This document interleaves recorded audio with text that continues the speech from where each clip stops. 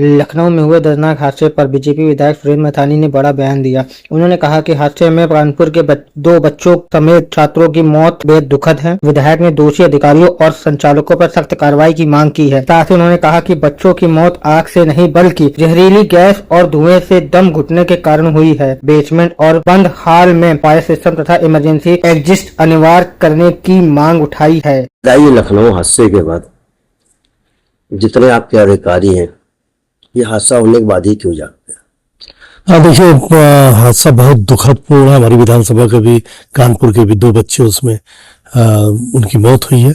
बहुत दुखद है। ईश्वर किसी भी परिवार में कष्ट ना दे, दुख ना दे। और इस प्रकार की व्यवस्थाओं को मुझे याद आता है जब मैं भारतीय जनता पार्टी का अध्यक्ष हुआ करता था। उस समय अखिलेश यादव जी की सरकार है, जब ये कोचिंग की बिल्डिंगें बड़ी बड़ी बन रही थी, हम लोग उस समय भी ऐतराज कर रहे थे।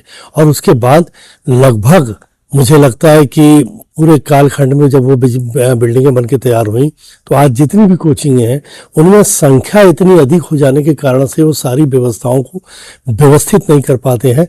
मैंने कहा है कि जो भी इसमें अधिकारी भी दोषी हो, उन पर भी कड़ी कार्रवाई होनी चाहिए। और आगे के लिए मैंने कहा किसी घटना का इंतजार हम लोगों को नहीं करना चाहिए। मैंने यहाँ पर बोला है अधिकारियों को, मैंने कहा है कि बच्चों का भविष्य भी ना खराब हो, वो भी कैसे शिक्षा ग्रहण कर सके और उनकी जान प्राथमिकता के आधार पर सुरक्षित रहे। सुरक्षा देना योगी जी ने कहा है मेरा कर्तव्य है, और होता है किसी की भी सरकार का, और हम सब लोगों का भी नैतिक कर्तव्य होता है, अधिकारियों का भी नैतिक कर्तव्य है किसी की भी जान को सुरक्षित रखना। लेकिन शिक्षा भी होती रहे और ऐसी व्यवस्थाओं को, क्योंकि अब जो बिल्डिंगें बनी हुई हैं उन सब में कैसे फायर सिस्टम ठीक हो, कैसे ये रिस्क ना हो, कैसे ऐसी जगहों पर, ऐसे हॉलों में, ऐसे बेसमेंट में वो बच्चों को ना बैठाएं जहां पर उनके निकलने का कोई आकस्मिक रास्ता ना हो। और दूसरा, जो ये प्लास्टिक के सारे आजकल लग जाते हैं जिससे डेकोरेशन होता है, ये जो बहुत भीषण आग पकड़ते हैं, जल्दी पकड़ते हैं और विषैली गैस निकलती है। मैंने कल देखा जो बच्चा हमारे यहाँ डेथ होकर के आई, उसका पूरा शरीर ठीक है, कहीं पर भी उसको जला नहीं।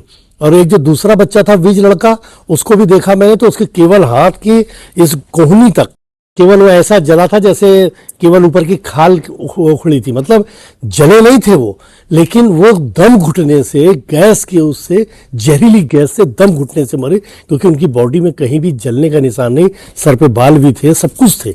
तो ऐसे में कोचिंग संचालकों को मैं कहूँगा, हॉस्पिटल संचालकों से भी कहूँगा, फैक्ट्री मालिकों से भी कहूँगा कि ये सारे लोग, इनमें से कोई लोग, कोई फैक्ट्री मालिक, कोई हॉस्पिटल मालिक, कोई कोचिंग संचालक नहीं चाहेगा कि उसके यहाँ कोई ऐसा हादसा हो। लेकिन एहतियात हमको बरतना पड़ेगा और अधिकारियों को भी हाई अलर्ट पे रह करके इन व्यवस्थाओं को देखना ही पड़ेगा, अन्यथा इसके बाद अधिकारियों पर भी ये कार्रवाई होगी। और अभी भी मैं माननीय मुख्यमंत्री जी से मिलूंगा। अभी भी जिन लोगों ने उस समय इन कोचिंग की बिल्डिंगों को इस प्रकार जहरीली बनाने में अपना योगदान दिया था, उन पर भी, चाहे वो रिटायर हो गए हों, उन पर भी कहीं ना कहीं जांच होनी चाहिए। देखिए, अखिलेश जी को मुझे लगता है केवल बजाय बयान देने के अब केवल अपना कार्यकाल देख लेना चाहिए।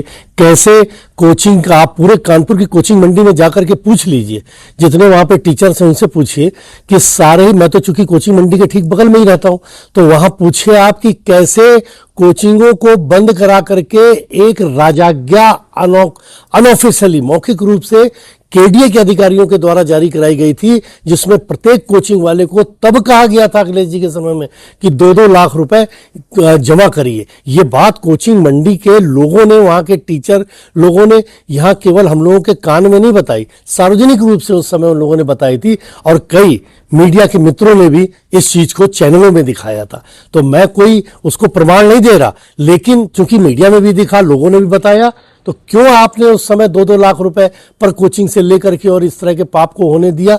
तो ये बयान ना दें, बल्कि संवेदना व्यक्त करें। मुझे लगता है कि इनका यही तरीका लोगों को भाता नहीं है, और लोगों की लाशों पे भी राजनीति करने का काम ये समाजवादी पार्टी के लोग करते, बहुत घृणित काम है।